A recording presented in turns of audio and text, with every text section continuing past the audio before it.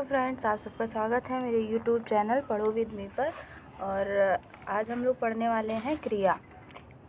तो हिंदी ग्रामर का बहुत ही इम्पोर्टेंट चैप्टर है जिसके विषय में आज हम लोग डिस्कस करेंगे। तो चलिए स्टार्ट करते हैं अपने टॉपिक को। सबसे पहले देखते हैं क्रिया की परिभाषा। वे शब्द जिनके द्वारा किसी कार्य का करना या होना पाया जाता है उन्हें क्रियापद कहते हैं। ऐसे शब्द जिनके द्वारा हमें किसी भी कार्य करने का पता लगता है, जैसे कि दौड़ना, सोना, खाना, पीना, इन सारे शब्दों से हमें कोई भी कार्य हो उस कार्य का करने का कि कौन कोई करने वाला है, करता है, वो क्या काम कर रहा है, दौड़ रहा है, भाग रहा है, खा रहा है, पी रहा है, सो रहा है, गा रहा है। तो ऐसे शब्दों से जो कार्य करने का पता लगता है उन शब्दों को क्रिया कहते हैं। संस्कृत में क्रिया को धातु कहते हैं। हिंदी में धातु के साथ ना लगाने पर क्रिया बन जाता है। जो संस्कृत का धातु होता है उसमें ना लगाने पर हिंदी का क्रिया बन जाता है। जैसे हंस, हंस क्या है, धातु है, और ना लगा दिया तो हो गया हंसना। लिख, ना लगा दिया, हिंदी का क्रिया बन गया लिखना। आगे है क्रिया के प्रकार। क्रिया के प्रकार कितने होते हैं? तो कर्म, प्रयोग तथा संरचना के आधार पर क्रिया के विभिन्न भेद किए जाते हैं। वैसे क्रिया के 3 भाग हैं और इन भागों के आधार पर कर्म, प्रयोग तथा संरचना के आधार पर निम्नलिखित भेद किए जाते हैं।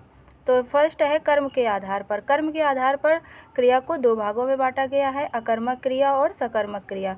सबसे पहले अकर्मक क्रिया के बारे में समझ लेते हैं। अकर्मक क्रिया यहीं से देख लीजिए, आ मीन्स आ का मतलब होता है नहीं, और कर्म मतलब ऐसा वाक्य जिसमें कर्म ना हो और क्रिया का प्रभाव कर्ता पे पड़े, वहाँ पर अकर्मक क्रिया होती है। जैसे कुत्ता भौंकता है, तो यहाँ पर कर्म नहीं है, कुत्ता करता है और भौंकना क्रिया है। तो क्रिया का फल किस पे पड़ रहा है? कुत्ते पे। कुत्ता क्या है? करता है। तो यहाँ पे ये समझ में आ रहा है कि कर्ता और क्रिया, क्रिया का फल कर्ता पे पड़ रहा है। तो जहाँ पर क्रिया का फल कर्ता पे पड़ता है वहाँ अकर्मक क्रिया होता है। सकर्मक क्रिया, सकर्मक क्रिया में क्या होता है कि सा में साथ है, सा का मतलब होता है साथ में, कर्म के साथ। जहाँ पर क्रिया में कर्म हो, वाक्य में कर्म हो और क्रिया का प्रभाव कर्म पे पड़े, कर्ता को पे ना पड़े, कर्म पे पड़े, ऐसे वाक्यों वहाँ पर सकर्मक क्रिया होती है। जैसे रामू दूध पी रहा है, क्या पी रहा है? दूध। पीना क्या है? क्रिया। दूध क्या है? कर्म। तो पी का मतलब क्या पी रहा है? दूध पी रहा है। तो क्रिया का फल कहाँ पे पड़ रहा है? कर्म पे। तो ये ऐसे वाक्य क्या हो जाते हैं? ऐसी क्रिया क्या कहलाती है? सकर्मक क्रिया। अब देखिए सकर्मक क्रिया के 2 उपभेद किए जाते हैं, एक कर्मक क्रिया और द्विकर्मक क्रिया। एक कर्मक मतलब यहीं से पता लग रहा है जिसमें एक कर्म हो, द्विकर्मक मतलब क्रिया जिसमें 2 कर्म हो।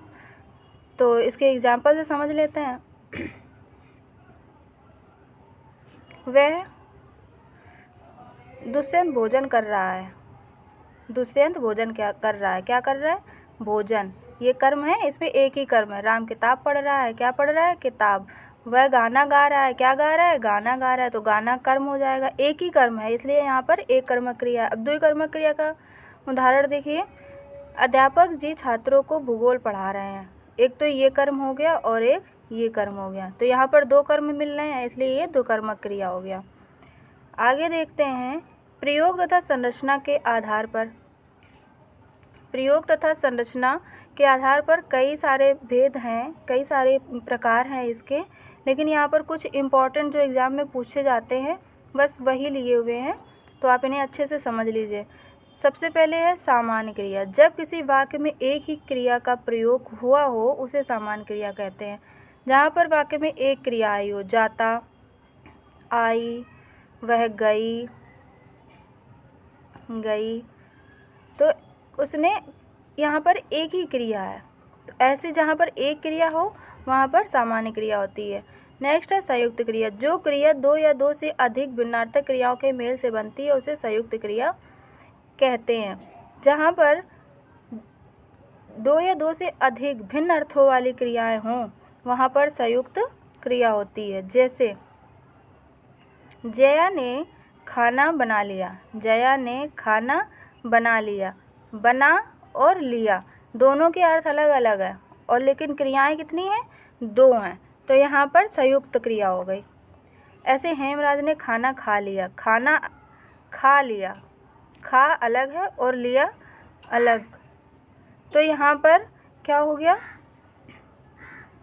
2 क्रियाएं हो गई।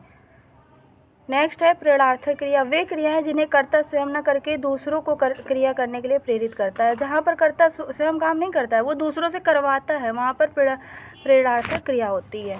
जैसे दुष्यंत हेमंत से पत्र लिखवाता है, कविता सविता से पढ़वाती है, खुद नहीं कर रहा है, दूसरों से करवा रहा है, तो ऐसे क्रियाओं को क्या कहते हैं, प्रेरणार्थक क्रिया। नेक्स्ट है पूर्वकालिक क्रिया। जब किसी वाक्य में 2 क्रियाएं प्रयुक्त हुई हों तथा उनमें एक क्रिया दूसरी क्रिया से पहले संपन्न हुई हो, तो जो पहले संपन्न होती है उसे पूर्वकालिक क्रिया कहते हैं। जैसे उदाहरण से समझ लेते हैं, जैसे एक मिनट, राधिका खाना बनाकर बाजार चली गई। राधिका खाना खाकर, मान लीजिए बनाकर, मान लीजिए जो भी हो, खाकर बाजार चली गई। उसने पहले क्या किया, खाना खाया, बाद में बाजार चली गई। तो जो काम पहले कर रही है वो क्या हो जाएगी, पूर्वकालिक क्रिया। तो यहाँ पर ये पूर्वकालिक क्रिया है। और इसे पहचानने की और एक ट्रिक है, मूल धातु में कर या कर के लगाने से पूर्वकालिक क्रिया बनती है। जैसे कोई भी धातु है, पढ़, यहाँ पर पढ़ है, पढ़ में अगर हम कर लगा दें तो ये क्या हो जाएगा, पूर्वकालिक क्रिया। आगे है नाम धातु क्रिया। वे क्रियापद जो संज्ञा, सर्वनाम, विशेषण आदि से बनते हैं उन्हें नाम धातु क्रिया कहते हैं। जैसे संज्ञा से अगर बनाया जाए, जैसे सर्म, सर्म संज्ञा है और सर्म से सरमाना, सरमाना, तो ये क्या हो गया, नाम धातु क्रिया। सर्वनाम अपना, अपना से अपनापन, ये क्या हो गया, सर्वनाम। विशेषण, विशेषण तोतला, तोतला, तोतलाना, तोतलाना, तोतला से तोतलाना, तो ये क्या हो जाएगा, विशेषण से। तो ये जो शर्माना है, लज्जाना है, लजाना, अपना, पराया, परायापन, विशेषण तोतला, तुतलाना, तो ये सब क्या हो जाते हैं, नाम धातु क्रिया कहलाती हैं। फिर है कृदंत क्रिया। वे क्रियापद जो क्रियापद शब्दों के साथ प्रत्यय लगने पर बनते हैं उन्हें कृदंत क्रिया कहते हैं। जैसे चल से चलना, चल है, इसमें प्रत्यय लगा दिया ना, तो क्या हो गया, चलना। ऐसी क्रियाओं को कृदंत क्रिया कहते हैं। जैसे लिख से लिखना, लिखता, कर, यहाँ पर ता लगा दिया, कर लगा दिया, ता, कर, तो जहाँ पर प्रत्यय लग जाता है, मूल धातु में प्रत्यय लग जाता है, वहाँ पर कृदंत क्रिया हो जाती है। नेक्स्ट है सजातीय क्रिया। वे क्रियाएं जहाँ कर्म का क्रिया दोनों, कर्म तथा क्रिया दोनों एक ही धातु से बनकर साथ प्रयुक्त होते हैं। जैसे भारत ने लड़ाई लड़ी, लड़ाई लड़ी, दोनों एक जैसी, एक ही धातु से बनी है ना, लड़, लड़, तो यहाँ पे सजातीय हो गया, दोनों एक समान है।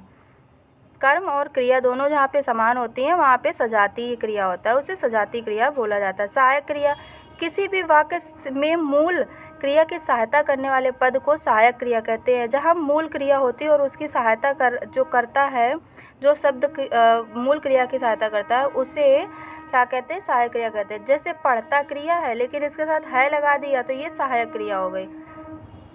रख, रख क्या है, क्रिया है, और दी लगा दिया तो ये सहायक क्रिया हो गई और इससे वाक्य पूर्ण भी होता है। आगे है तीसरा, काल के अनुसार। काल के अनुसार क्रिया कितने प्रकार की होती है, तो काल के अनुसार क्रिया 3 प्रकार की होती है। भूतकालिक क्रिया, वर्तमानकालिक क्रिया और भविष्यकालिक क्रिया। तो देख लेते हैं एक एक करके, तीनों को समझ लेते हैं। भूतकालिक क्रिया क्या होता है, क्रिया का वह रूप जिसके द्वारा बीते समय में कार्य के संपन्न होने का बोध होता है। जो हमारा समय निकल चुका है उसके बारे में पता लगता है, तो वहाँ पे भूतकालिक क्रिया होती है। जैसे सरोज चली गई, सरोज चली गई मतलब वो जा चुकी है। सलीम पुस्तक पढ़ रहा था, वह पढ़ रहा था, अब नहीं पढ़ रहा है, ना पढ़ेगा, पढ़ रहा था, तो यहाँ पे भूतकाल में काम होने का पता लग रहा है, तो भूतकालिक क्रिया हो गया। वर्तमान कालिक क्रिया, क्रिया का वह रूप जिसमें वर्तमान समय में कार्य संपन्न होने का बोध होता है, जो अभी काम संपन्न हुआ है, बिल्कुल अभी अभी। जैसे कमला गाना गाती है, कमला गाना गाती है, वो अभी गाती है, चल रहा है, तो यहाँ पे क्या हो गया, वर्तमान कालिक क्रिया। भविष्यकालिक क्रिया में क्या है, जहाँ आने वाले समय में कार्य के संपन्न होने का बोध होता है, वहाँ भविष्यकालिक क्रिया होती है। जैसे नीलम कल जोधपुर जाएगी, कल जाएगी ना, वो अभी गई नहीं है, ना जा रही है, कल जाएगी, तो यहाँ पर भविष्यकालिक क्रिया हो गया। अशोक पत्र लिखेगा, वह जाएगा, वह खाएगा, रीना पानी पिएगी, ऐसे बहुत सारे जहाँ पर गा गी गे आ जाए वहाँ पर भविष्यकालिक क्रिया होती है। तो आप लोगों को ये क्रिया टॉपिक अच्छे से समझ में आ गया होगा। तो चलिए फिर मिलते हैं अगले टॉपिक पे। तो आप लोग इसे अच्छे से पढ़िएगा। धन्यवाद।